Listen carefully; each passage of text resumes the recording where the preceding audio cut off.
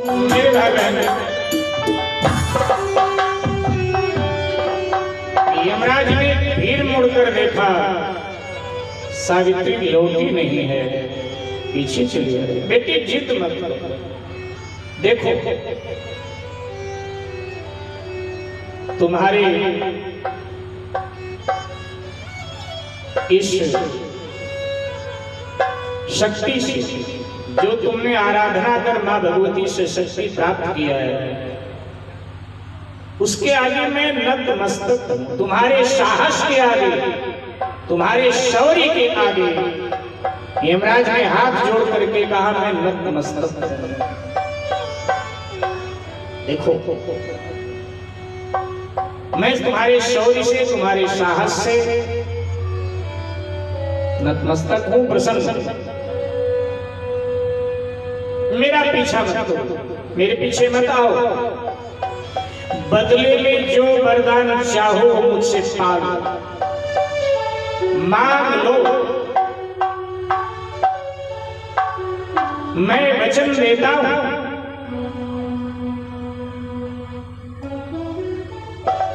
तीन वरदान मैं आपको दूंगा, जो चाहो मांगो। सावित्री ने कहा, धन्यवाद यमदेव, आपको तीन वरदान आप मुझे देंगे? हाँ बेटी, जो चाहो मांगो। ठीक है, तो आप मुझे पहला वरदान दीजिए। मांगो? हाँ मांगो। हे यमराज जी, मेरे पति सत्यवान से मेरे 100 पुत्र उत्पन्न हो। पहला वरदान, मेरे पति सत्यवान से मेरे गर्भ से 100 पुत्र उत्पन्न हो। इसका मतलब है कि उसके पति को जीवन दान दो।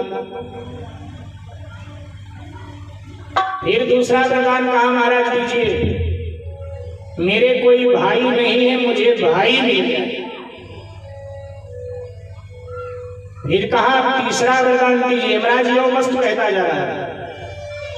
जब कहा, वो इतने भाव में डूब गया, सावित्री की निष्ठा, साहस, शौर्य देखकर इतने भाव में यमराज डूबे कि अपने आप को भूल गए।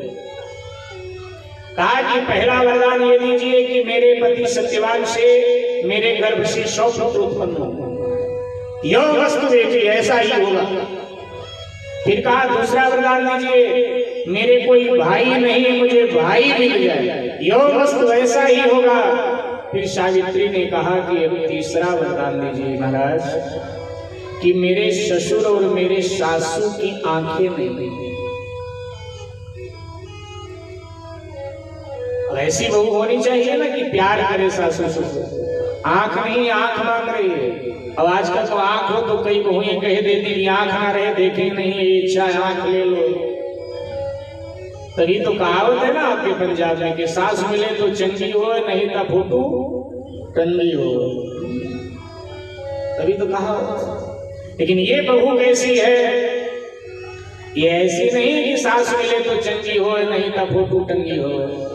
ये कह रही, मेरे सासू ससुर के नेत्रों में ज्योति आ जाए, वो देखने लग जाए, उनका राज्य छिन गया है, उनका राज्य उन्हें वापिस मिल जाए।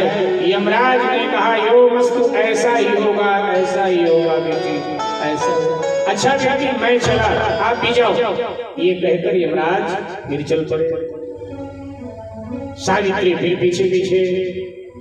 यमराज ने मुड़ के देखा, बोले बेटी, मैंने 3 वचन दिया था, 3 वरदान आपको दे दिया, अब क्यों पीछा कर रही है? महाराज, आपका पीछा करना तो लाजिमी है। क्यों बेटी? मैंने सुना था देवता झूठ नहीं बोलते, आप तो धर्मराज हैं। मैंने सुना और ये पढ़ा कि देवता झूठ नहीं बोलते, मनुष्य झूठ बोलते हैं, और देवताओं में आप धर्मराज हो। तो महाराज, आप भी ये सत्य बोलते हो क्या? नहीं नहीं बेटी, हम तो धर्मराज हैं, हम सत्य कैसे बोलेंगे? तो कहा भी आपने मुझे वरदान दिया है कि मेरे पति सत्यवान से मेरे गर्भ से 100 पुत्र उत्पन्न होंगे। तो पति को आप लेके जा रहे हैं तो पुत्र कैसे होगा महाराज, मेरे पति से फिर मुझे। जैसे इतना कहा यमराज एकदम पानी पानी हो गया। बाप रे, ये क्या किया?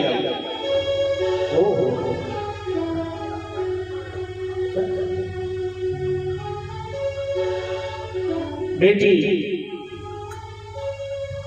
तू जीत गई और मैं हार गया। आज भारत के नारी के शक्ति के सामने यम की शक्ति पराजित हो रही है, हार रही है। मैं अपनी पराजय कबूल करता हूं।